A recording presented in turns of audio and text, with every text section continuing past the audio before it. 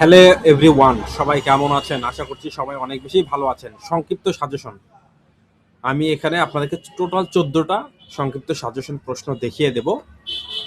সেটা কোন পরীক্ষা আপনাদের যেহেতু আর একদিন আছে, মানে আপনারা আরো 2 রাত সময় পাচ্ছেন। 2 দিন এখনো পুরোপুরি, এখন আমি ভিডিওটা এখন এই মাত্র জাস্ট আপলোড করে দেবেন, দিলে আপনারা 2 দিন পর্যন্ত এটা সময় পাবেন। এই 14টা প্রশ্নর বাহিরে একটি প্রশ্ন পড়ার প্রয়োজন বলে আমি মনে করি না, কারণ আপনাদের সময় কম। এত এত মানুষের রিকোয়েস্ট আমার হোয়াটসঅ্যাপে, হ্যাঁ, কিন্তু আপনাদের কাছে একটা কন্ডিশন আছে। আমি এই 14টা প্রশ্ন আপনাদেরকে দেখিয়ে দেব আমাদের পেইড সাজেশন থেকে। সাম্প্রতিক রাষ্ট্রচিন্তার বিষয় কোড হলো 311901901 কোডের। তবে ভিডিওতে মাস্ট একটা লাইক করতে হবে। হ্যাঁ, যদি সংক্ষিপ্ত ভিডিওতে প্রচুর পরিমাণে যদি আমি লাইক পাই, তাহলে রচনামূলক প্রশ্নটা আসবে। আর যদি রচনামূলকে আমি যদি লাইক ভালো মতো পাই, তাহলে ক বিভাগের যে অতি সংক্ষিপ্ত প্রশ্নগুলো থাকে না, সাজেশন যেটা থাকে, আমি সেটা দিব। তার মানে আস্তে আস্তে আমি পূর্ণাঙ্গটা দেব। বুঝতে পেরেছেন আপনারা? তাই আবারও বলছি, যদি আমি লাইকের সংখ্যা কম পাই, ভিডিওতে মাস্ট বি লাইক। আমার চ্যানেল সাবস্ক্রাইব করার দরকার নেই, কিন্তু ভিডিওতে লাইক দিতে হবে, কমেন্ট করতে হবে। কমেন্ট করেন আপনাদের রচনামূলক প্রশ্ন প্রয়োজন আছে কিনা, আপনাদের কোন সাবজেক্টের প্রয়োজন আছে, আপনারা কমেন্ট করেন, আপনারা লাইক করেন।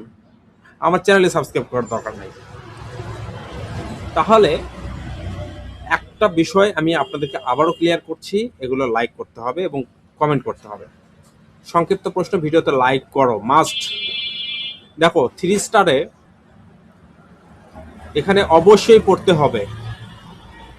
তার মানে তুমি যা পড়ো পড়ো, এই 5টা প্রশ্ন তোমাকে পড়তে হবে। সেটা কি?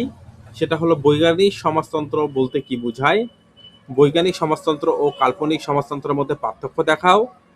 তারপর হলো মার্ক্সীয় সমাজতন্ত্রের 4টি বৈশিষ্ট্য লিখো। গণতন্ত্র ও স্বৈরতন্ত্রের মধ্যে পার্থক্য কি, এবং কার্ল মার্কসের উদ্বৃত্ত মূল তত্ত্বটি কি। এখানে কয়টা প্রশ্ন দেখিয়েছি তোমাদের? 5টা প্রশ্ন। এই 5টা প্রশ্ন কোনো মতেই তোমরা মিস করবা না, ঠিক আছে? এবার দেখতে পাচ্ছ দ্বিতীয় স্টার প্রশ্ন। 1 নম্বর হলো লেনিনের পার্টিতত্ত্ব কি, এটা আলোচনা করো। এখন তারপরে আছে লেনিনবাদ বলতে কি বোঝে। যদি লেনিন পার্টিতত্ত্ব নিয়ে প্রশ্ন না আসে, তাহলে লেনিনবাদ সম্বন্ধে একটা প্রশ্ন আসতে পারে, ঠিক আছে? এবং মার্ক্সবাদ এবং লেনিনবাদের মধ্যে পার্থক্য। সো লেনিনবাদ থেকে একটি প্রশ্ন থাকবে, লেনিন থেকে, হ্যাঁ, এই জিনিসটা মাথায় রাখবা। তারপর হলো উদার নৈতিকতা, নৈতিক গণতন্ত্র কি, মাওবাদ বলতে কি বোঝো।